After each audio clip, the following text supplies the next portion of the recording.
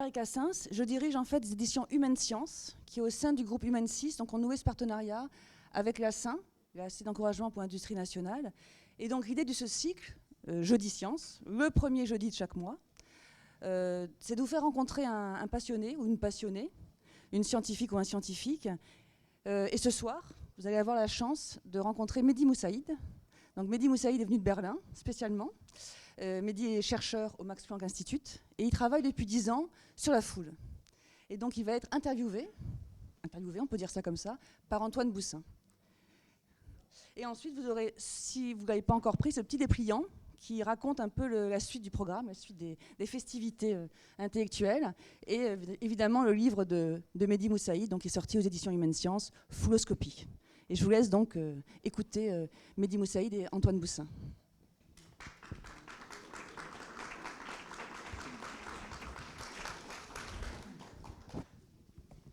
Et vous pourrez même poser des questions. Mehdi Moussaïd, il y aura tellement de questions sur ce sujet. J'espère. Qu'on va peut-être garder un moment juste à la fin de l'entretien et avant les dédicaces, si vous voulez bien, pour répondre et satisfaire la curiosité du public. Alors, quand Olivia m'a proposé d'animer ces rencontres, je ne savais pas que la fouloscopie existait. J'ai cherché le mot, j'ai rien trouvé. Et puis, comme j'ai reçu le livre, Fouloscopie, ce que la foule dit de nous, mais ça, c'est qu'une entrée dans le livre, ce que la foule dit de nous. Il y a encore plein de choses. Moi, ce qui m'intéresserait, parce que en allant sur Wikipédia, vous êtes particulièrement sobre, on trouve simplement cette phrase, Mehdi Moussaïd, chercheur en sciences cognitives au Max Planck Institute de Berlin, et depuis 10 ans, il étudie la foule. Alors ça, on peut peut-être un peu développer, Mehdi, quand même. Vous êtes, d'origine marocaine, vous avez fait des études au lycée français de Rabat. Il y a une telle rivalité au Maroc entre le lycée français de Casablanca et le lycée français de Rabat. Ça s'est passé à Rabat. Vous étiez un bon élève ? J'étais un excellent élève. Un excellent élève. Bon, très bien. Et puis après, vous avez choisi donc de vous expatrier et vous êtes arrivé à Nantes, à Toulouse. Dans quel coin vous êtes arrivé en France ? D'abord à Nantes, puis j'ai bourlingué un petit peu avant de déménager à Toulouse pour mon doctorat, justement. Alors, on va faire court quand même là-dessus. Fouloscopie, c'est un mot que vous avez créé. Point. Mais moi, j'aimerais savoir comment on choisit. Ce qui est intéressant, on verra dans le livre. Là, déjà, la définition de votre métier, vous ne savez pas très bien si vous êtes mathématicien, physicien, psychologue, sociologue, tout se mélange et à la fin de votre doctorat, je dis si voilà, ça sera des études de psychologie et la psychologie, je vais étudier la foule et le comportement d'une foule et la définition d'une foule. Mais comment un sujet d'étude arrive quand vous aviez 20 ans par exemple ? Vous saviez que vous alliez vous intéresser à la foule ? Non, je ne savais pas du tout que j'allais m'intéresser à la foule. Quand j'avais 20 ans, je cherchais encore ma voie. Et puis, vous savez, c'était à la fin des années 90, donc un peu par défaut, j'ai fait des études en informatique. Donc, ma toute première formation, je suis informaticien. Mais ce n'était pas particulièrement excitant. Et je sentais que je voulais faire quelque chose d'autre. Et la voie que j'ai trouvée, ce n'était pas un déclic envers la foule en particulier. Ce n'est pas le thème de la foule qui m'a passionné immédiatement. C'était surtout envers la science. Et je me suis rendu compte que j'avais envie d'être un scientifique. Et d'ailleurs, c'est assez ancré en moi depuis tout petit. Dans mes bandes dessinées, vous savez, les personnages qui me plaisent le plus, ce sont toujours les savants fous, les inventeurs, Géo trouve tout et tout ça. Et quand j'ai commencé mon doctorat, je me suis dit, ah oui, ça c'est un chouette métier. Et c'est un peu par opportunité au début que je me suis retrouvé à étudier le comportement de la foule. Est-ce que vous avez eu un souvenir d'une foule, d'un moment où vous vous êtes retrouvé dans un groupe, parce qu'on en parlera plus précisément tout à l'heure, mais la foule, la difficulté de donner une définition de la foule, on ne sait pas d'ailleurs où ça commence. Vous êtes capable de nous dire, mais une foule, attention, ça peut démarrer à 3 personnes, 4 personnes. Ce n'est pas l'image qu'on a, enfin, ce n'est pas la science qu'on a nous aujourd'hui.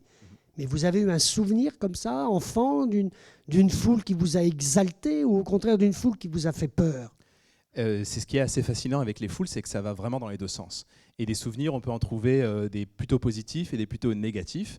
Donc je peux rapidement me rappeler du Nouvel An, de l'an 2000 par exemple à Paris, qui était archi blindé. Et effectivement, c'était une foule que j'associe plutôt à des souvenirs négatifs, parce que j'ai eu peur à ce moment-là, il y avait vraiment beaucoup de monde. Il y a aussi les souvenirs d'être dans un très grand groupe, par exemple à un concert, et d'entendre tout le public se mettre à chanter à l'unisson une des chansons de l'artiste qui va se présenter bientôt sur scène. Et puis là, ça crée des frissons, ça donne des émotions plutôt positives. Donc la foule, c'est vraiment toujours dans l'extrême, et c'est effectivement une définition très scientifique en réalité, parce que quand nous sommes ensemble, on a tendance à exacerber ce qui nous a unis au début. On va en parler plus en détail, j'imagine. Alors, je lisais votre livre et je vais vous raconter une anecdote, Faites. puisque j'habite la province et il y a des forêts à côté de chez moi. Et je partais pour ramasser des pommes de pin. Enfin bon, c'est pas fondamental pour vous, évidemment, comme anecdote, mais je sors de la voiture. J'étais déjà à la moitié de votre livre. Hein, et en descendant de ma voiture, je vois des chenilles processionnaires. Il y avait 2 cordons de chenilles processionnaires. Une qui allait dans ce sens-là, un cordon qui allait dans ce sens-là, et un autre cordon qui allait dans l'autre sens et qui butait. Mais grâce à votre livre, je les ai observés pendant un quart d'heure. Et je me suis dit, mais voilà, tout est dans son livre. J'ai compris ce qu'était la foule en observant, il devait y en avoir une centaine, de chenilles processionnaires. Et c'est amusant parce que c'est aussi une des anecdotes de votre livre. Ouais, d'accord. On va rentrer un peu dans le vif du Allez-y, sujet alors. Allez-y. Du coup, je débute mon doctorat sur la foule et je suis dans un laboratoire de biologie. Je suis au département de biologie de l'université Paul Sabatier à Toulouse. Ce qui est assez étonnant, on ne pense pas qu'on peut être dans le département de biologie en étudiant la foule. Et tous mes collègues étudiaient des animaux sociaux. Donc j'avais par exemple des collègues qui étudiaient les troupeaux de moutons, d'autres les bancs de poissons, les colonies de fourmis. Et il y avait même une collègue qui étudiait effectivement le comportement collectif des chenilles. J'étais le seul au laboratoire à étudier les humains. Je me sentais un petit peu différent. Et donc j'ai grandi, entre guillemets, dans cet environnement de biologie, jusqu'à ce que je déménage dans un autre laboratoire pendant une durée temporaire, qui était un laboratoire de physique. Et là, j'étais entouré de physiciens, des gens qui étudiaient les avalanches, des gens qui étudiaient les tas de sable, ou encore l'écoulement d'un fluide. Et j'étais le seul à nouveau à étudier quelque chose d'humain, donc les gens. Et je me suis rendu compte que, en fait, la foule, c'est un petit peu de tout ça. Ça peut être assimilé effectivement au comportement collectif des animaux sociaux, ça peut être assimilé au comportement de la matière inerte. Et il y a différentes perspectives qui se mélangent. Aujourd'hui, je suis dans un laboratoire de psychologie. Je suis entouré de psychologues, de gens qui étudient notre comportement individuel, la façon dont on prend des décisions. Je suis le seul à étudier le comportement collectif. Je suis toujours un peu le seul à étudier mon thème. Mais à nouveau, il y a aussi cette empreinte de la psychologie. Et c'est ça que j'aime beaucoup dans ce sujet de recherche, c'est qu'il y a énormément de perspectives qui vont se mélanger. Et c'est aussi l'origine du mot fouloscopie. En fait, j'ai toujours eu du mal à définir mon appartenance disciplinaire parce que je passais mon temps à voyager d'une discipline à l'autre. Et un jour, pour vous raconter donc, vraiment l'origine de ce mot, un jour je lisais une bande dessinée de vulgarisation scientifique qui a été écrite par une illustratrice qui s'appelle Marion Montaigne. Et elle a une page de cette bande dessinée qui concerne mes travaux de recherche. Et puis c'est une bande dessinée humoristique. Donc elle a choisi ce mot un peu loufoque. La bande dessinée s'appelait fouloscopie. Et je me suis dit, mais c'est de ça que j'ai besoin. J'ai besoin d'un nouveau mot, de quelque chose qui n'existe pas encore, puisque j'ai tant de mal que ça à définir ma discipline. Et foulologue n'existait pas non plus. Non, absolument pas. Non. Donc vous êtes un grand foulologue. Et le seul d'ailleurs, puisque j'ai inventé le mot. Donc alors allez-y, parce qu'au début du livre, vous dites, c'est quand même curieux, on m'a pris. À un moment, il y a une anecdote très amusante. Vous commencez donc à étudier le comportement d'une foule. Et évidemment, la base, c'est de collecter des données. Racontez votre première expérience. Vous êtes, je crois, sur le toit d'un immeuble, si ma mémoire est bonne, devant un supermarché, enfin un hypermarché. Et là, il y a un vigile qui vient vous voir, qui vous confond un peu avec les Bogdanov, avec Nicolas Hulot. Il y a tout un mélange bizarre. Il ne comprend absolument pas ce que vous faites. Et pour vous, c'est la base de votre métier. Il faut compter. Il faut prendre des données. Il faut collecter des données. Exactement. C'est la base de la science d'ailleurs. La science commence avec des observations, avec des données. Et quand on étudie la foule, il faut aller l'observer, la filmer par exemple. Pour filmer une foule, a priori rien de plus simple. On prend une caméra, on va dans la rue, on trouve un endroit qui est suffisamment intéressant, où il y a du monde. On place la caméra et puis on enregistre pendant quelques heures.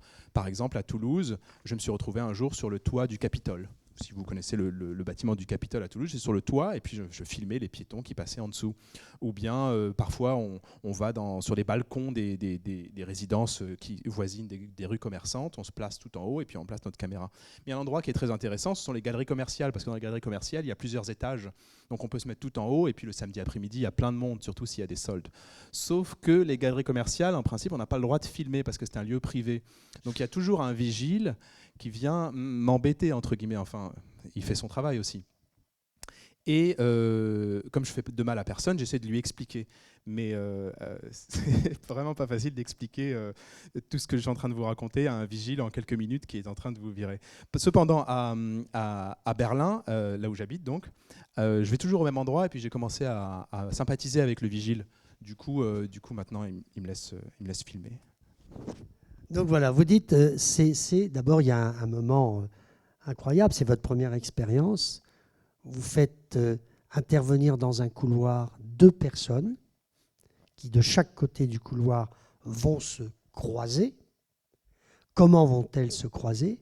Et vous avez collecté, alors il faut quand même aimer passer du temps à compter, à regarder les images.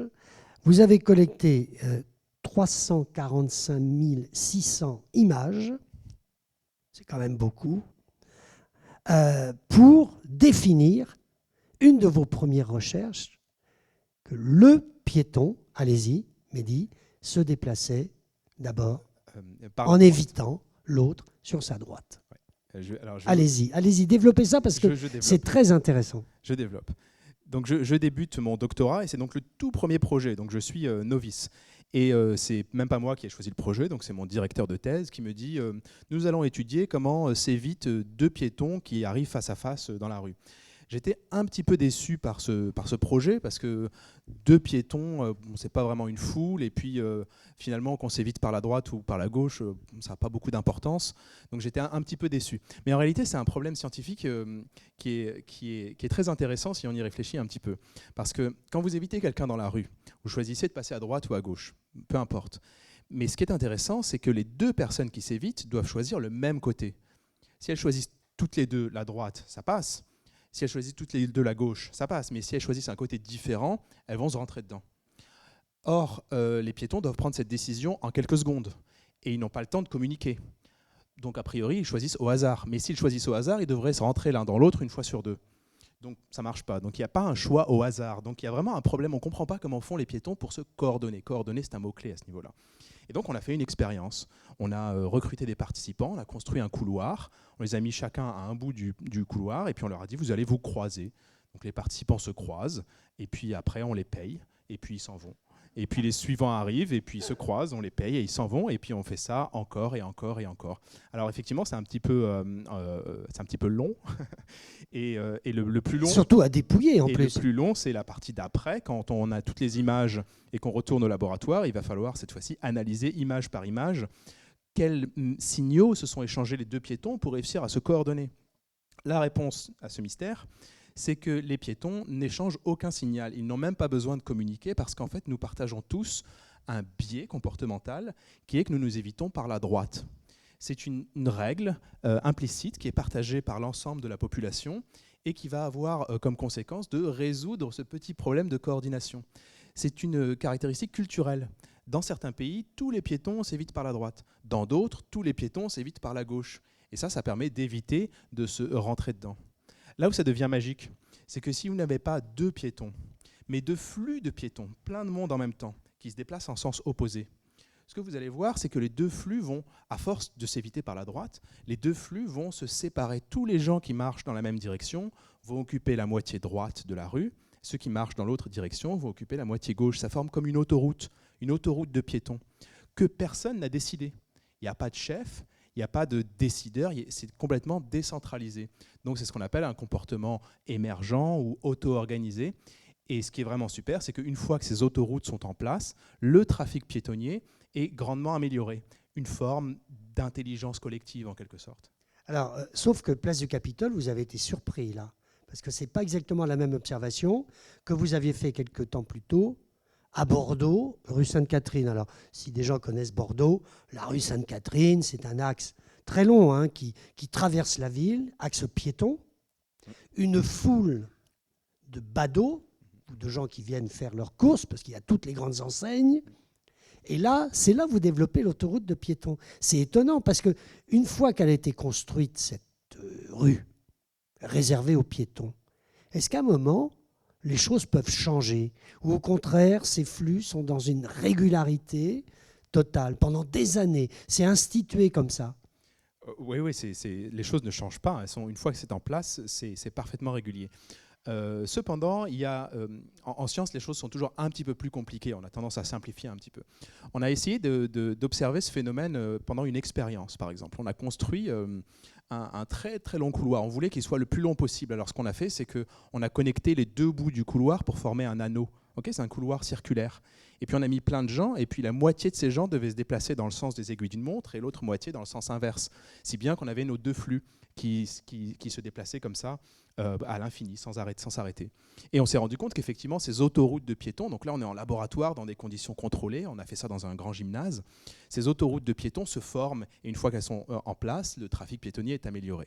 Sauf que, il y a parfois certains piétons qui veulent aller plus vite que le flux. Ils sont impatients. Et quand on a un piéton impatient, que fait ce piéton? Il a tendance à doubler le flux pour accélérer un petit peu, comme on pourrait le faire en voiture par exemple. Ce faisant, il se retrouve face au flux opposé. Et ça va créer une petite perturbation. Le flux opposé va se scinder et ça va créer une scène de désordre en termes d'organisation collective, qui fait que ces autoroutes de piétons vont disparaître pendant un certain temps. Et par conséquent, le trafic piétonnier va aussi être affecté.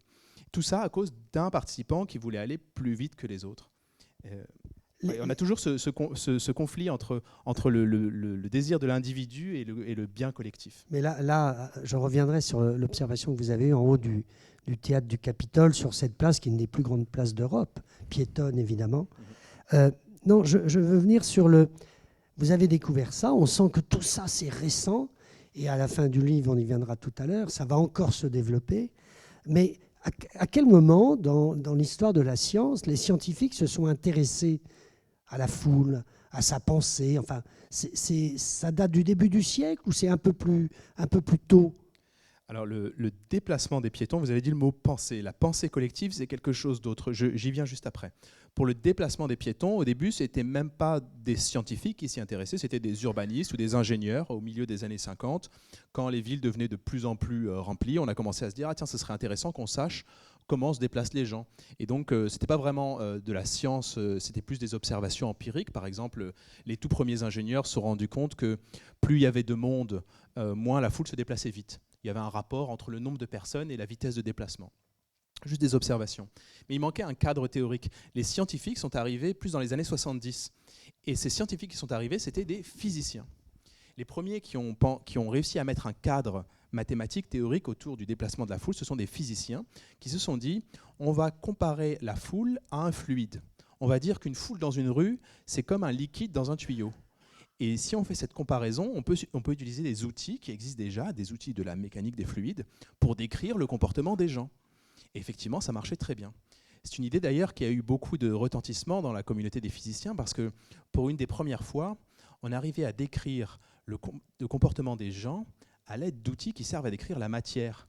Et donc il y avait cette idée d'unification du théorie du tout, avec des équations qui servent à décrire le mouvement des planètes, par exemple. On arrive à décrire le comportement des gens, ça a quelque chose d'assez fascinant. Cependant, ça marche que quand il y a vraiment beaucoup de monde. Et dans les années 90, on a résolu le mystère. Quand il y a un petit peu moins de monde, on a dit, plutôt que de dire que la foule est un fluide, on va plutôt dire que les gens sont des particules. On est toujours dans la communauté des physiciens. Et cette fois-ci, on va utiliser non pas la mécanique des fluides, on va utiliser la mécanique newtonienne qui sert à décrire les gaz, par exemple. Et là, ça marche très très bien. D'ailleurs, ce modèle, c'est un modèle mathématique, a été décrit par un monsieur qui était mon directeur de thèse. qui est le modèle le plus utilisé. Aujourd'hui, on s'en sert par exemple pour faire des prévisions de foule lors des grands rassemblements, par exemple. Et c'est toujours de la physique. Mais quand on a encore moins de monde, la physique ne marche plus du tout. En fait, la physique, c'est quelque chose qui marche dans les grosses foules. Mais quand on a encore moins de monde, on tombe petit à petit dans les sciences comportementales. Il va falloir essayer de voir qu'est-ce que les individus essayent de faire, où est-ce qu'ils veulent aller, ou même dans la psychologie. Et il y a quelque chose que j'adore, du coup, c'est que juste en changeant le nombre d'individus, à mesure qu'on augmente le nombre d'individus qu'il y a dans la foule, on va passer de la psychologie aux sciences comportementales et à la physique. On va changer complètement de discipline uniquement en changeant le nombre de personnes qui sont là. Je trouve ça super, moi. Donc vous dites à un moment dans le livre, le plus important indicateur, comment évaluer, comment compter, c'est la densité. Et vous prenez cette image qui frappe un peu le lecteur, ben voilà, c'est que la densité peut être de 1, 3 personnes au mètre carré, ou au contraire, beaucoup plus. Ouais. Et vous prenez l'exemple, la densité, une des densités les plus fortes, c'est 14 personnes debout dans une baignoire. Là, c'est une foule épouvantable. Ouais. Comment on arrive? Parce qu'on s'étonne toujours, alors moins aujourd'hui qu'il y a quelques années, mais chaque manif à l'époque donnait une polémique. On se disait, mais qui est capable en France de compter une foule? Les services de la police sont généralement en dessous de la barre de comptage des syndicats. La manifestation contre le mariage pour tous annonçait des chiffres ahurissants. Comment on fait pour être juste? Alors, donc là, il y a 2 éléments dans votre question. Le premier, c'est la densité, et ensuite le comptage. Je vais répondre aux 2. Voilà. Donc, effectivement, la densité, c'est la première chose qu'on demande quand on doit analyser une foule. La densité, c'est simplement le nombre de personnes par mètre carré. Et en fonction de cette densité, on va utiliser des outils différents et puis on s'attend à des comportements différents. Donc, la densité la plus extrême qu'on ait jamais observée, c'est non pas 14, mais 10 personnes par mètre carré. Et c'était à la Mecque, lors du pèlerinage musulman. Qui s'est soldé par un accident meurtrier. C'est une densité qui est extrême. Et pour vous donner une image, donc c'est l'équivalent d'avoir 14 personnes debout dans une baignoire ou 540 personnes entassées dans un appartement de 60 mètres carrés. Donc c'est vraiment énorme. Et puis dans notre quotidien, on a plutôt des densités autour de 3 personnes par mètre carré. Donc ça, c'est les transports en commun, par exemple. Et effectivement, c'est un indicateur qui est très important. Concernant le comptage, effectivement, donc nous, chercheurs, on a des outils pour ça. Donc on va faire nos enregistrements vidéo. Et puis ensuite, on a des outils informatiques qui vont compter un à un les petits piétons qui passent. Et puis ça va nous donner des valeurs très précises. Cependant, lors d'une manifestation, ces outils un peu sophistiqués, les organisateurs ne l'ont pas. Donc eux, qu'est-ce qu'ils font? Ils le font à la louche, entre guillemets. Donc ils vont se placer sur le côté du cortège et puis ils vont compter les rangées de participants qui passent en estimant qu'il y en a à peu près une centaine par rangée. Et puis comme ça, ils vont faire le tout. Le problème, c'est que quand quelqu'un compte, il est toujours sujet à des biais d'exagération en fonction de ce qu'il a envie d'entendre. Donc si je suis en train de compter quelque chose et j'espère qu'il y en a beaucoup, mais je vais avoir tendance complètement implicitement, inconsciemment, à en compter un petit peu plus que je ne pourrais le faire. Et puis si j'ai envie qu'il y en ait moins, je vais avoir tendance à compter un petit peu moins. Et c'est pour ça qu'on se retrouve avec des marges de comptage qui sont gigantesques. À chaque fois qu'on a pu, on ne l'a pas fait souvent, comparer les valeurs qui étaient données par les syndicats et par la police avec nos valeurs qu'on a eues, nous, avec nos outils, on se rend compte que des deux, celui qui est le plus proche de la réalité, c'est quand même beaucoup plus le policier. Désolé, le policier compte mieux que la centrale syndicale. Et il est un peu moins biaisé, en tout cas. Un peu moins biaisé. Bon, vous avez parlé d'une date, enfin vous n'avez pas donné la date, mais c'est très très important pour le foulologue que vous êtes. C'est la date du 13 janvier 2006. Rappelez-vous, une énorme bousculade avec pratiquement 400 morts ce jour-là, lors du pèlerinage de la Mecque, dans un goulet d'étranglement, un pont qui doit évidemment fluidifier normalement la foule de pèlerins. Et là, une bousculade énorme. Et pour celui qui étudie la foule, c'est un document extraordinaire pour vous. Enfin, extraordinaire, formidable, qui fait peur, enfin, dans tous les sens du mot. Parlez-nous de cette date-là, qui est très importante pour vous. Oui, pas juste pour moi, pour toute la discipline. Il y a clairement un avant et un après. Donc là, on est dans la grande question de pourquoi les gens vont mourir dans une foule. Voilà. On se demande pourquoi. Quand il y a un mouvement de foule, une bousculade, et qu'on compte plusieurs centaines de morts, que s'est-il passé? Eh bien, jusqu'en 2006, on ne savait pas. On pensait que c'était peut-être le comportement des gens qui étaient un petit peu indisciplinés, qui allait entraîner ce genre de bousculade. Et puis, ce jour-là, il y a un accident, et il se trouve que l'accident est enregistré par des caméras de vidéosurveillance qui ont été installées récemment sur ce lieu-là. Donc, c'était à la Mecque, pendant le pèlerinage musulman. Et ces images arrivent sur le bureau de mon chef. Donc, je venais juste d'intégrer le laboratoire à ce moment-là, j'étais un jeune doctorant, et ont été analysées. Et donc, on s'est rendu compte que finalement, le comportement des gens n'avait presque aucune importance. Ce qui était le plus important, c'était le niveau de densité. Il existe des seuils critiques. En particulier, il y en a un qui se trouve autour de 6 ou 7 personnes par mètre carré, à partir desquelles vont se mettre en place des vagues de bousculade, qu'on appelle des turbulences ou des tremblements de foule. C'est tout simplement parce que les gens sont tellement serrés qu'à chaque fois qu'il y en a un qui bouge, il va y avoir un mouvement de bousculade qui va se propager à son voisin, puis au voisin du voisin, puis au voisin du voisin du voisin, et ainsi de suite. Et ça va créer une vague comme ça de bousculade qui va faire tomber les personnes et qui va leur faire subir des pressions physiques écrasantes. Et donc ces vagues de bousculade qui peuvent être comprises uniquement avec de la physique sont à l'origine des asphyxies qu'on observe à ces moments-là. Et effectivement, pendant ce drame, donc, qui a eu lieu en 2006, qui s'est répété après. Il y a eu 362 victimes. Alors, à la Mecque, il y avait des accidents de ce genre à peu près tous les 3 ans, en moyenne tous les 3 ans, jusqu'en 2006.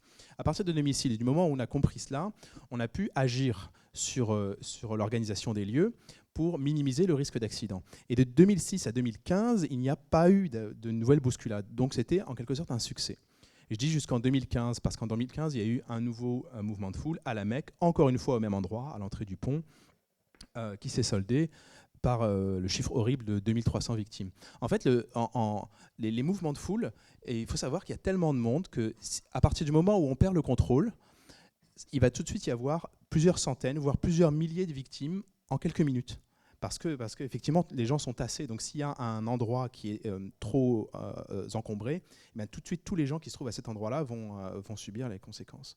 Alors, je suis allé sur YouTube et j'ai vu une vidéo très courte, mais qui est assez saisissante, lors d'une célébration Place de la République, où tout d'un coup, une foule est concentrée à mettre des bougies, des fleurs, enfin bon, tout se passe bien. Et là, en 3 secondes, comme une sorte de rumeur ou de bruit, mais en part une foule énorme, recueillie, qui devient tout d'un coup, se lève, traverse, tombe dans les bougies, fait des blessés.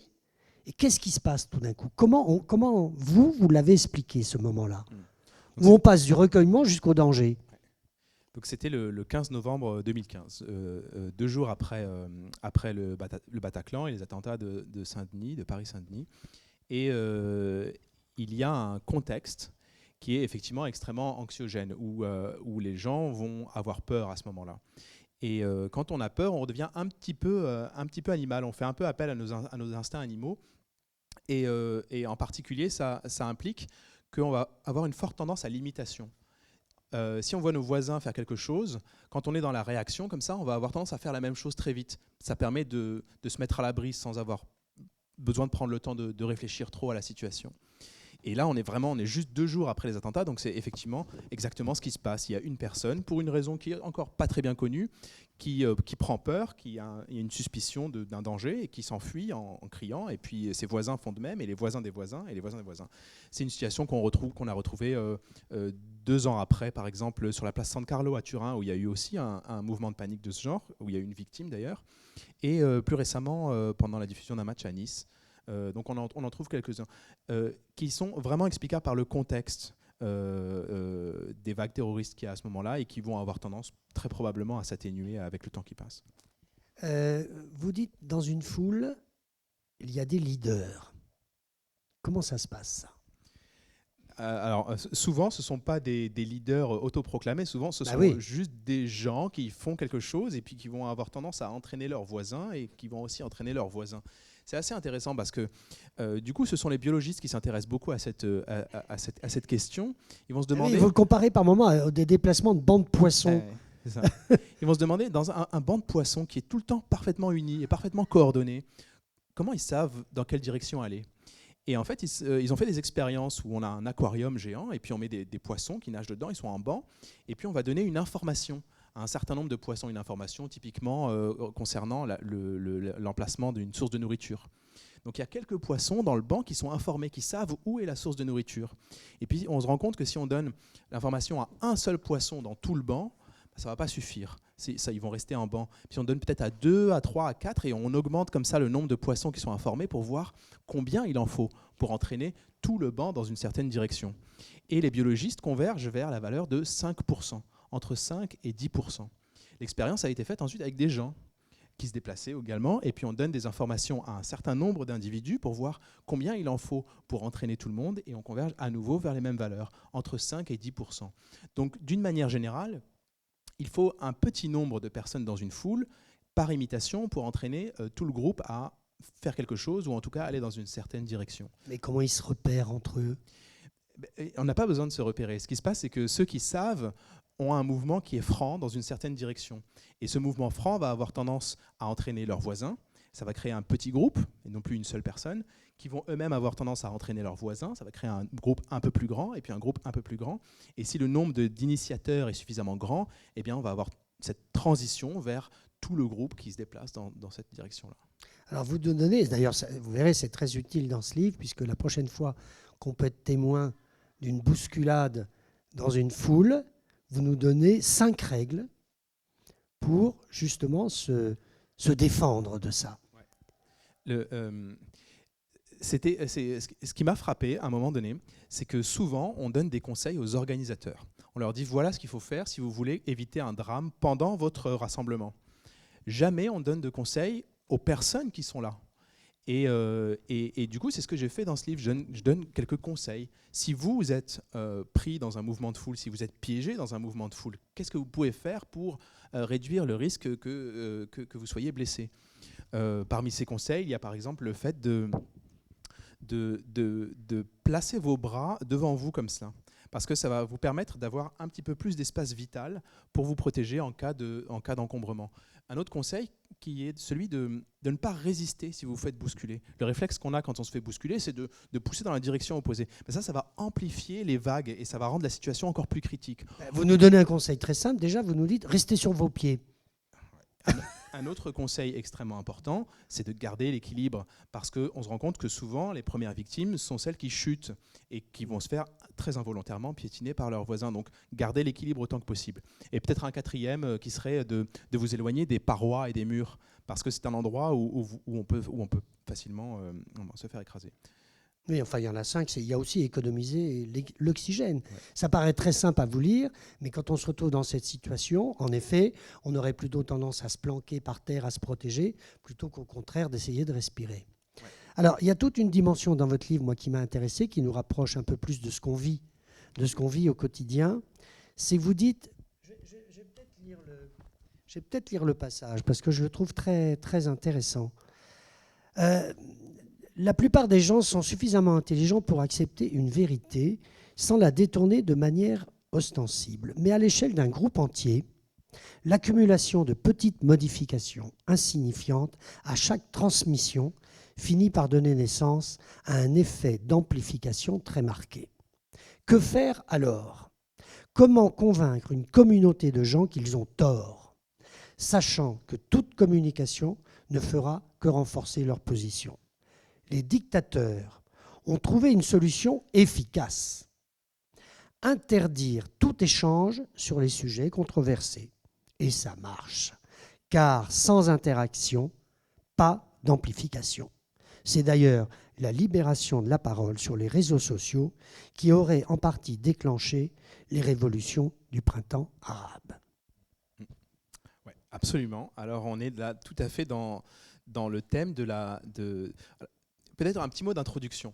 Quand on pense foule, on pense beaucoup aux piétons et aux gens qui marchent. Mais en réalité, il y a une autre dimension qui est extrêmement importante et qui me prend en réalité beaucoup de temps dans mon quotidien de chercheur, qui est celle d'une foule d'internautes qui sont en train d'échanger sur des réseaux sociaux, par exemple, qui sont en train de s'échanger des informations. Et à partir des informations que nous recevons, nous allons changer notre comportement. Et du coup, ce qu'on essaie de faire, c'est de comprendre comment ces informations se propagent et qui va les recevoir et qui va les diffuser le plus. Pour ça, on regarde ce qui se passe sur les réseaux sociaux. Donc, par exemple, on va prendre une information et puis on va regarder lorsqu'une personne envoie une information sur un réseau social, on va regarder qui parmi ses amis va la partager. Et puis qui parmi les amis des amis, et parmi les amis des amis des amis, et ainsi de suite. Et on va commencer comme ça reconstituer un arbre de propagation pour une information donnée. Il y a une découverte que je trouve absolument extraordinaire qui a été faite l'année dernière. On s'est rendu compte que la façon dont les informations se propagent sur les réseaux sociaux sera différente selon que l'information est une vérité ou un mensonge. À savoir qu'on n'a pas besoin de connaître le contenu d'une information pour savoir si c'est vrai ou si c'est faux. On a juste besoin de savoir comment elle se propage. Parce que les fake news, pour dire ça par exemple, ou les intox, vont se propager différemment. Et vous dites même qu'elles se propagent mieux et plus vite que les vraies et les bonnes informations. Beaucoup, beaucoup mieux et beaucoup plus rapidement. Environ 6 fois plus rapidement pour les mensonges que pour les vérités. Mais du coup, ça nous ouvre des perspectives, par exemple, de développer des programmes informatiques qui ne comprennent rien du tout à l'information qui est échangée. Ils ne vont même pas essayer de la lire. Ils vont juste regarder comment elle se propage. Ils vont dire « Oh, celle-ci, elle se propage comme un mensonge. Oh, celle-là, elle se propage comme une vérité. » Et c'est un ordinateur qui va réussir ainsi à distinguer le vrai du faux uniquement en regardant la façon dont elle se propage. C'est une découverte toute récente. Donc, il y a un programme qui a été publié récemment qui a un taux de succès qui est très bon, qui est de 75%, qui n'est pas encore parfait, mais c'est juste pour vous donner une indication de ce qui pourrait arriver bientôt. Et je ne serais pas surpris, par exemple, si on voit bientôt apparaître sur les réseaux sociaux des indices de fiabilité qui seraient associés aux différentes informations qu'on reçoit et qui seraient entièrement produits par une machine qui regarde la façon dont les informations se propagent. C'est intéressant, ça reprend un peu un article du Nouvel Observateur d'il y a quelques mois qui parlait de ce petit village en Macédoine qui fabrique, à l'aide d'étudiants américains, qui nous fabriquent les fake news. Et ils sont payés pour ça. Par qui? Vous allez peut-être nous dire par qui. Mais c'est très intéressant. Ça se passe dans un petit village complètement paumé en Macédoine, qui doit avoir à peu près, je crois, même pas 5000 habitants, qui est grand comme, mais qui propage toutes les fake news. Ouais, c'est tout à fait vrai. Pendant les élections présidentielles américaines en particulier, qui ont vu Donald Trump être élu, il y a eu énormément de fake news qui ont circulé sur les réseaux sociaux. Et beaucoup de chercheurs, et puis de journalistes aussi, de reporters, se sont demandé mais elles viennent d'où exactement ces fake news? Et du coup, ce qu'on peut faire, c'est qu'on peut retracer la source des différentes fake news. Et on s'est rendu compte qu'elles venaient toutes d'un même réseau d'ordinateurs situé en Macédoine, à Vélès, une toute petite ville. Il y a des journalistes qui sont allés là-bas et qui ont retrouvé les instigateurs de ces fake news qui étaient des adolescents. Et on s'est dit, mais pourquoi des adolescents envoient des fake news sur les réseaux sociaux américains? Mais en fait, c'est très simple, c'est pour gagner de l'argent. Et cet argent, en réalité, qui leur donne? C'est Google. Parce qu'en fait, ce qu'ils font, c'est qu'ils ont un site web et puis ils s'inscrivent dans une régie publicitaire. Donc, ils mettent des publicités sur les marges de leur site web. Et ils attirent du monde. Plus il y aura de monde, plus ils gagneront d'argent par la publicité. Et pour attirer du monde, rien de mieux qu'un petit ragot bien croustillant qu'on va faire circuler sur Facebook. Et les ragots qui marchent le mieux sont ceux qui sont politiques et qui sont principalement pro-républicains. Parce que les pro-républicains ont une tendance à défier les médias traditionnels et donc vont être plus sensibles aux informations non conventionnelles, disons. Alors, avant que je passe le micro au public, j'aimerais que vous interveniez sur deux chapitres dans votre livre. L'un où vous avez observé, au moment de l'attentat du World Trade Center, un comportement de la foule qui a été un exemple d'intelligence collective. On peut appeler ça comme ça, vous allez être d'accord avec moi. Et puis l'autre chapitre que j'aimerais que vous développiez, et c'est là où on va revenir sur notre bocal de Pénet, c'est est-ce qu'une foule est intelligente? Est-ce qu'elle est bête? Ou au contraire, comment elle arrive à être extrêmement maligne? Et ça va être votre démonstration. Alors, World Trade Center d'abord. Alors, le World Trade Center, c'est autour de la question de la solidarité entre les individus pendant une urgence. Pendant très longtemps, on pensait que quand il y a urgence, les gens deviennent des animaux sauvages. Et ils ont tendance à devenir individualistes et à bousculer les autres pour être les premiers dehors. C'est une idée reçue, je vous le dis, qui est largement véhiculée par le cinéma américain, par exemple. Dans les films hollywoodiens, on voit souvent des foules en panique. Il y a un chercheur qui s'appelle John Drury qui a consacré toute sa carrière à cette question. Et il est allé passer en revue toutes les situations d'urgence qu'il connaissait, et puis il est allé voir si les gens se sont comportés de manière plutôt solidaire ou plutôt individualiste. Et ses conclusions sont sans appel, les foules sont solidaires, en particulier en situation d'urgence. Et l'évacuation du World Trade Center était exemplaire à ce niveau-là. D'ailleurs, il y a un psychologue qui fait des études que j'adore, qui montre que lui, il va caractériser les comportements des gens sur une échelle allant de très altruiste à complètement individualiste. D'accord ? Donc vous pouvez être très, très, très pro-social ou altruiste ou complètement individualiste. Et puis il va mettre les gens dans des situations qui sont de plus en plus sous pression. Il va mettre les gens, il va les obliger à décider rapidement, par exemple, ou leur mettre une pression financière. Et il se rend compte que plus la pression qu'on met sur les individus est importante, plus ils vont avoir tendance à se comporter de manière altruiste. Si vous devez décider vite, vous allez devenir altruiste. Alors qu'au contraire, si on vous laisse le temps de réfléchir, vous avez plus tendance à être un petit peu individualiste. Comme si notre cerveau était codé à l'origine pour être plus altruiste qu'individualiste. Dans l'évacuation de cette tour, il y a eu des leaders qui ont lancé l'idée de descendre dans le calme, en file indienne, sans panique. Pas particulièrement. C'est quelque chose qui s'est construit à l'échelle collective, le fait d'être solidaire, de se dire... bon, là, on a un problème, on va se serrer les coudes et puis on va le faire ensemble. Et c'est comme ça que ça marche bien. Ouais. Vous m'aviez posé une seconde question. Oui, et ça sera la dernière, et après je laisserai le micro au public. C'est l'expérience sur laquelle vous avez beaucoup travaillé, l'expérience à une foire en Angleterre. Alors nous, on est quelques amis dans la salle où on a vécu la même chose pour deviner dans une foire au cucurbitacé quel était le poids d'une énorme courge au milieu d'une prairie. Je n'ai pas eu le résultat, mais vous allez nous parler du bocal de Penney. Mais vous, c'était intéressant parce que c'était pour deviner, la foule devinait, combien il y avait de kilos de viande une fois abattue et dépecée sur une bête.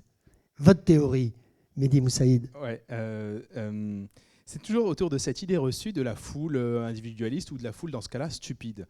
Et on est au début du 19e siècle, et puis on parle beaucoup plus de bêtises collectives que d'intelligence collective à cette période. Vous avez Gustave Le Bon, par exemple, qui est le père de la psychologie sociale, qui défend pas particulièrement l'idée, mais qui induit beaucoup cette idée que la foule est stupide. Un de ses disciples s'appelle Francis Galton, et lui était convaincu que la foule était stupide. Quand on est ensemble, on devient bête, disait-il. Enfin, pensait-il probablement. Et il a fait cette expérience où il se dit je vais mesurer cette bêtise collective. Il est parti dans une foire agricole et il a demandé à un grand nombre de personnes, en l'occurrence 780 individus qui se trouvaient là, s'ils étaient capables donc d'estimer le volume de viande qui allait être produit par un bœuf. Et Francis Galton disait s'ils ne sont pas capables d'estimer le poids d'un bœuf, comment pourraient-ils élire un président ? Parce que pour lui, choisir le poids d'un bœuf, estimer le poids d'un bœuf, c'est très facile. Francis Galton était un peu réactionnaire. Aristocrate. Il voulait que le pouvoir soit entre les mains d'une petite élite. D'accord. Il ne croyait pas du tout en la démocratie, par exemple, ce genre de choses. Et il a collecté donc toutes ces estimations, et il est rentré chez lui à son laboratoire, et puis il a regardé les valeurs, une à une, et elles étaient complètement fausses. Les gens disaient n'importe quoi. Et donc il était tout à fait satisfait. Il a cependant fait une petite remarque statistique qui l'a étonné. Et il a dit, mais c'est marrant parce que si on calcule la moyenne de toutes ces valeurs, on trouve un chiffre qui est exactement le poids du bœuf. C'est très bizarre parce que tous les gens se trompent, mais la foule a trouvé. C'est très contre-intuitif. Et c'est un phénomène qui a été appelé donc, un siècle plus tard la sagesse des foules, donc le fait de pouvoir porter un jugement collectif pertinent alors que les individus eux-mêmes n'ont aucune idée de ce qui se passe. Et c'est cette démonstration que j'aurais aimé faire aujourd'hui avec vous, avec ce pot de pâte.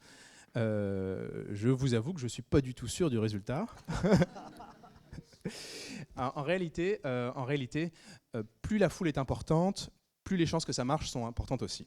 Aujourd'hui, on est à peu près une centaine, un petit peu juste, on va voir ce qui va se passer. Donc juste pour vous expliquer, donc vous avez tous donné, ou certains d'entre vous en tout cas ont donné leur estimation. Ces estimations ont été entrées sur un ordinateur et l'ordinateur a envoyé la valeur sur mon téléphone portable que j'ai ici. Donc je vais pouvoir en direct voir avec vous si ça a marché ou non. D'accord ? Du coup, on va voir ça tout de suite. Et j'ai la réponse dans un petit papier dans ma poche. Alors, parce que vous les avez comptés vraiment avant de les mettre dans le bocal. Je les ai comptés hier soir avec l'aide de toute ma famille. Personne n'a touché au bocal. Ça a pris énormément de temps. Bon, d'accord. Mais vous aimez tout ce qui est dépouillement et données. Hein. Ok. Alors, aujourd'hui, on a 56 estimations. D'accord. La personne qui a donné la plus petite estimation a dit qu'il y avait 80 pattes dans ce pot. C'est vraiment pas beaucoup. Oui. La personne qui a donné la plus grande estimation a dit qu'il y en avait 5000. C'est peut-être un petit peu trop. En moyenne, vous, en tant que public, en tant que foule, vous avez estimé le nombre de pattes dans ce pot à 795. Okay. Et the winner is winner is tout le monde, la foule. Et donc dans ma poche, j'ai ici, je vous ai dit 795, il y en avait 835. Ah, c'est pas mal. C'est pas mal. Ah oui, bravo. C'est pas mal.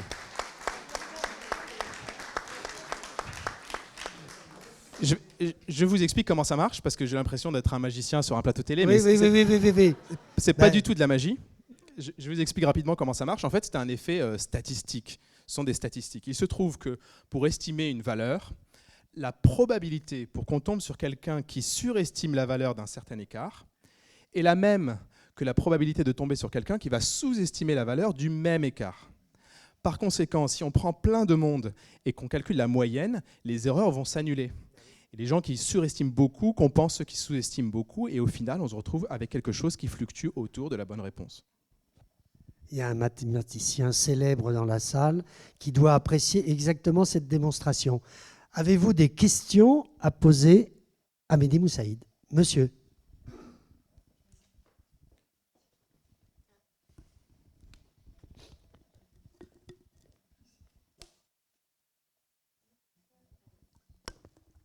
Merci d'abord pour ce passionnant exposé qui, en tout cas moi, m'a beaucoup intéressé. Vous avez commencé en nous expliquant le mouvement des flux de piétons dans un sens et dans l'autre et l'importance au fond du poids culturel. Et puis je pensais quand même que vous alliez répondre à cette question sous-jacente qu'on doit tous savoir. Que se passe-t-il quand on est visiteur dans une autre culture et qu'on fait partie des gens qui ont l'habitude de passer à droite et qu'on est avec des gens qui ont l'habitude de passer aussi à droite? Oui, alors il va y avoir un défaut de coordination, à savoir que les deux piétons, celui qui préfère la gauche et celui qui préfère la droite, ne vont pas réussir à se coordonner pendant leur croisement. C'est amusant parce que c'est une situation qu'on voit assez souvent finalement quand on est foulologue et qu'on regarde pendant des heures et des heures des vidéosurveillance de gens qui se croisent. Et ce qui est amusant, c'est que j'ai l'habitude de regarder mes vidéos en accéléré parce que je gagne du temps comme ça et je peux faire mes analyses plus vite. Et quand cette situation se produit sur une vidéo en accéléré, c'est vraiment très amusant parce qu'on a l'impression de voir deux piétons qui sautillent face à face de droite à gauche. On a l'impression que soudainement deux personnes se mettent à danser au milieu de la foule en accéléré. D'ailleurs, on a appelé ce comportement la danse des piétons avec mes collègues. Et ça a presque un côté un petit peu poétique. On a l'impression que soudain, dans cette foule de gens qui n'en font qu'à leur tête, soudain il y en a deux qui se mettent à danser au milieu de la foule pendant quelques secondes. D'autres questions? Oui, c'était juste complémentaire à celle-là. Est-ce que le sens de la circulation automobile joue un rôle sur le comportement des piétons? C'est-à-dire, quand on roule à droite, est-ce qu'ils sont plus à droite? Est-ce que les piétons anglais se croisent plus à gauche? Et au niveau, je ne sais pas s'il y a des études faites en fonction de l'âge. C'est-à-dire, est-ce que les petits-enfants ont le même comportement ou est-ce que ça s'acquiert au fil du temps? Ouais. Ce sont des bonnes questions. Donc, quand on a compris que les piétons avaient ce biais comportemental, que certains s'évitaient par la droite et puis d'autres, dans d'autres pays, s'évitent par la gauche, la question qui arrive naturellement, c'est pourquoi? Pourquoi il y en a un qui s'évite à droite et d'autres qui s'évitent à gauche? Et la première hypothèse qui a été faite, c'est peut-être que c'est simplement une copie du code de la route, du trafic automobile. Donc on est allé voir si ça correspondait. Il se trouve qu'il y a une corrélation. Donc dans de nombreux pays, les gens qui roulent à droite, les piétons marchent aussi à droite et inversement. Mais c'est juste une corrélation, c'est-à-dire qu'il y a aussi des contre-exemples. Par exemple, à Londres, au cœur de l'Angleterre, donc sur Oxford Street, les piétons s'évitent par la droite, alors que les automobilistes roulent à gauche. Donc il y a aussi des contre-exemples. Ce qui nous a poussé à conclure que, en fait, c'est un comportement que nous apprenons. À force de s'éviter, on va comprendre s'il faut s'éviter plutôt par la droite ou plutôt par la gauche. Le code de la route a une influence sur cet apprentissage. Ce qui m'emmène à votre seconde question. Si c'est un apprentissage, alors ça ne devrait pas marcher sur les enfants. Parce qu'eux n'ont pas encore été exposés suffisamment pour apprendre ce code. Malheureusement, il n'y a pas d'études qui ont été conduites sur les enfants, sur l'évitement de droite et gauche. Ce que j'ai fait du coup, c'est que je suis allé voir mes 2 garçons, qui ont 6 ans et 2 ans, et puis je leur ai demandé de se croiser, et pour voir s'ils allaient choisir la droite spontanément ou s'il y avait quelque chose d'autre. Donc l'échantillon n'est pas très représentatif, hein, c'est juste mes 2 enfants, et eux ne se croisent pas du tout sur la droite, ils se croisent là où ça vient, quoi. Donc sur cette étude très peu rigoureuse, je pourrais vous dire que les enfants n'ont pas encore appris le comportement. Oui, surtout qu'il y a des pays comme le Japon où c'est exactement l'inverse, où c'est 95% des Japonais s'évitent sur la gauche. Ouais, en Australie aussi, par exemple. Et Pardon ? aussi à gauche pour le coup. Oui, c'est ça. Justement, D'autres questions ? Justement, je voulais parler du Japon, où dans certaines voies, il y a une bande sur le trottoir qui matérialise l'axe, et chaque flux circule soit d'un côté, soit de l'autre, en fonction du sens. Donc, qu'est-ce que ça peut représenter comme, est-ce que c'est infantilisant, etc. Et la deuxième question que j'avais, c'est quand vous avez parlé des fake news, si vous mettez des indices de fiabilité, est-ce que les indices de fiabilité eux-mêmes ne vont pas changer les données elles-mêmes non plus? Voilà, c'est les 2 questions que je voulais poser. Ouais. Alors effectivement, sur les piétons, et une fois qu'on a compris comment ça marche, on essaie d'intervenir, de faire quelque chose pour s'arranger pour que le trafic piétonnier soit meilleur, par exemple. Et une des façons de faire consiste à mettre des indications ou des choses dans notre environnement urbain pour conduire les gens à se comporter d'une certaine manière. Et l'exemple que vous me donnez, par exemple, au Japon, effectivement, c'est une des façons de faire. Donc d'aller entraîner la foule à se déplacer d'une certaine manière pour maximiser le flux. Je pense que ça marche très bien, effectivement. Sur les fake news et les indices de fiabilité, c'est tout à fait vrai. Vu que l'indice de fiabilité est déduit de la façon dont se propagent les choses, si on ajoute l'indice de fiabilité, la propagation sera différente et par conséquent, l'algorithme ne va plus marcher. C'est pour ça qu'il faut essayer d'imaginer des algorithmes qui soient dynamiques, c'est-à-dire qui apprennent en permanence. On ne va pas apprendre une fois pour toutes et ensuite déterminer l'indice de fiabilité, on va apprendre en continu pour voir comment ça va évoluer. Oui, D'autres questions ? Une question concernant parce qu'il y a beaucoup d'études d'éthologie, il y en a eu et il y en a encore beaucoup sur la latéralité individuelle. Quelle relation vous faites entre latéralité individuelle et cette espèce de latéralisation collective ? Je n'ai jamais trouvé de corrélation entre le fait d'être droitier ou gaucher et le fait de s'éviter par la droite ou par la gauche. D'ailleurs, ce serait un peu contre-intuitif parce qu'il y a des pays où tout le monde s'évite par la gauche et d'autres où tout le monde s'évite par la droite, sans pour autant qu'il y ait plus de gauchers ou de droitiers dans ces différents pays. Donc je pense que c'est indépendant.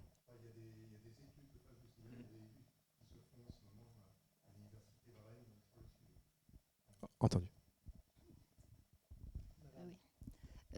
À propos des fake news, vous avez dit donc qu'elles ne se propagent pas de la même manière que les vraies nouvelles. Donc, est-ce que vous pouvez nous en dire plus? De quelle manière elles se propagent? Absolument.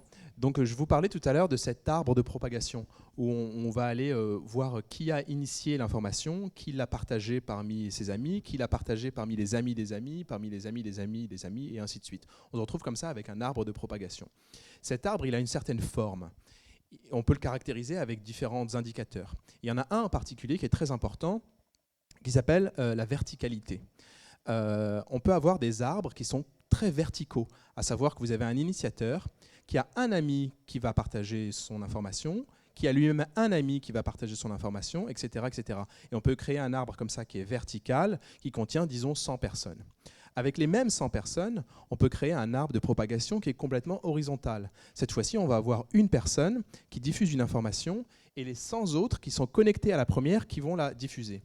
D'accord ? Donc on a dans un cas quelque chose qui est très vertical, avec une sorte de chaîne, et dans l'autre quelque chose qui est très horizontal, avec un diffuseur, en quelque sorte. Et cet indice de verticalité est en réalité très important pour déterminer si c'est une vérité ou un mensonge. Les informations qui se propagent de manière verticale ont plus tendance à être fausses, alors que les informations qui se propagent de manière horizontale ont plus tendance à être vraies. L'idée derrière, c'est que la verticalité, c'est vraiment le bouche à oreille, quoi. C'est je vous dis quelque chose, vous le répétez à quelqu'un, qui le répète à quelqu'un, qui répète à quelqu'un. Ça ressemble beaucoup à une rumeur, c'est un petit peu faux. Alors que l'horizontalité, c'est plus comme un média, par exemple un journal connu, qui va envoyer une information qui va être relayée par un grand nombre de personnes. Donc ça va nous donner une indication un peu sur la fiabilité de la source aussi. Il y a d'autres indicateurs, ce n'est pas le seul. On a un programme informatique en réalité qui va prendre en compte énormément de facteurs différents, dont cette verticalité dont je parle. Bonsoir. Bonsoir. Merci beaucoup pour cet exposé, c'était très intéressant. Chaque progrès dans la compréhension, dans la technique, amène son lot d'applications qui sont bénéfiques pour la société et celles qui sont un peu moins sympas. Typiquement avec la poudre noire, on peut faire des feux d'artifice ou des balles pour aller tuer des gens qui ne nous plaisent pas trop. Est-ce que vous pourriez, s'il vous plaît, nous exposer les applications dont vous présentez qu'elles seraient bénéfiques pour la société et d'autres dont il faudrait se méfier? Merci. Ouais, comme vous dites, en pratique, mon travail, c'est de créer de la connaissance, et puis ensuite, il y a des gens qui vont essayer d'utiliser cette connaissance pour faire quelque chose. Et ce quelque chose peut être plutôt bon ou plutôt mal. Avec l'énergie nucléaire, on peut faire des bombes atomiques, et puis on peut faire de l'énergie, quoi. Avec la fouloscopie, pour utiliser ce mot, on peut créer, en particulier dans le domaine de l'intelligence collective. Moi, je trouve qu'il y a énormément de choses qui sont positives. Bon, on parlait tout à l'heure des indices de fiabilité sur les vraies et fausses informations. Je peux vous parler des programmes qui servent à anticiper les mouvements de foule et les bousculades, qui, je suis convaincu, ont sauvé des centaines de vies à la Mecque depuis une décennie. Donc ça, c'est très certainement bénéfique. Il y a énormément d'applications en termes d'intelligence collective que je trouve absolument fascinantes. En particulier sur le modèle de Wikipédia. Donc Wikipédia, c'est une encyclopédie qui a été construite par la foule. C'est vraiment le produit d'une intelligence collective. Et il y a une étude récente qui a essayé de construire quelque chose sur ce modèle, qui est la gestion des crises. Lorsque vous avez une crise qui survient dans un endroit, comme par exemple un attentat terroriste ou une catastrophe naturelle, on veut savoir très vite ce qui va se passer. Ce qu'on peut faire, c'est créer une carte collaborative où on va demander aux gens qui sont sur place, dites-nous ce que vous savez et mettez-le sur cette carte. Et cette carte est en commun pour tout le monde. Et vous allez voir, à la manière de Wikipédia, une carte qui évolue avec le temps, qui est de plus en plus précise, où chacun va, à tour de rôle, apporter des informations, voire corriger les informations que les précédents ont mis, etc. Exactement sur le modèle de Wikipédia, on peut en quelques heures, comme ça, reconstruire la scène d'une crise. Peut-être une dernière question encore? Non? Madame? Oui? Je voudrais revenir sur la foule qui était censée être bête et puis finalement, moi j'ai été amenée à assister, un peu par erreur d'ailleurs, à une cérémonie religieuse où les gens rentrent en transe. Là, ça devient fou, quoi. Et moi, je ne suis pas éduquée, ce n'est pas ma culture. J'étais spectateur, mais dans un état de malaise phénoménal. Et l'entrée en transe est très rapide. Mais comment ça marche? C'est bizarre. C'est un entraînement, ils sont entraînés? Parce que les enfants aussi, tout le monde y va. Vous avez observé ça, Mehdi Moussaïd, déjà? Pas réellement. En fait, les situations les plus proches que j'ai pu observer, c'était les pèlerins de la Mecque, qui sont, je ne sais pas si on peut dire en transe, je pense que la transe a une définition psychologique assez précise, mais qui sont en tout cas très, très portés sur le moment, sur l'instant, sur la religion et sur leur rapport avec leur religion. Et effectivement, on met souvent en cause le contexte religieux pendant ces accidents. Mais de la même manière, pendant un autre accident qui a eu lieu à la Love Parade, qui est un festival de musique électronique, on a très vite mis en cause le fait que c'était des jeunes et qu'ils avaient bu de l'alcool et pris de la drogue. Et puis une autre fois, pendant un accident autour d'un stade de football, le Heysel par exemple, ou Hillsborough, on a très vite mis en cause que les supporters de foot étaient des crétins finis, etc. Et en réalité, ça a assez peu d'importance. Ce qui est vraiment important, c'est plus quelque chose qui est de l'aspect de la logistique, c'est le nombre de personnes que vous avez. Si l'encombrement est trop important, vous avez ces vagues de bousculades que j'ai décrites précédemment qui vont se mettre en place, ces mécaniques, et qui vont avoir tendance qui vont tuer des gens tout simplement. Et ces vagues, elles elle s'en fiche un peu que ce soit des religieux ou des supporters de foot en réalité. C'est juste une histoire de physique et d'encombrement. Dans les modèles qu'on utilise, par exemple, il n'y a aucun paramètre qui détermine le contexte religieux ou autre. On n'a pas besoin de savoir. Mehdi Moussaïd, je vais remercier les éditions Humaine Sciences de vous avoir publié, parce que c'est le premier livre en français sur ce sujet. Il y a 20 pages de biblio, que des articles de revues anglaises, très savantes, dans lesquels, évidemment, vous avez écrit aussi. Et puis, l'auteur s'amuse, c'est vraiment l'humour qui est souvent présent dans ce livre. C'est le seul auteur que je connaisse qui écrit une postface le jour de son 74e anniversaire.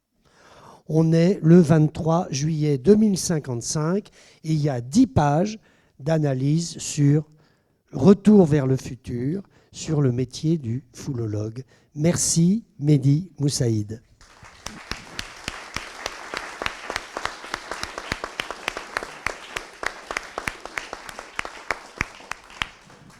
Donc si vous acceptez de dédicacer vos livres, le public aura plaisir à vous retrouver.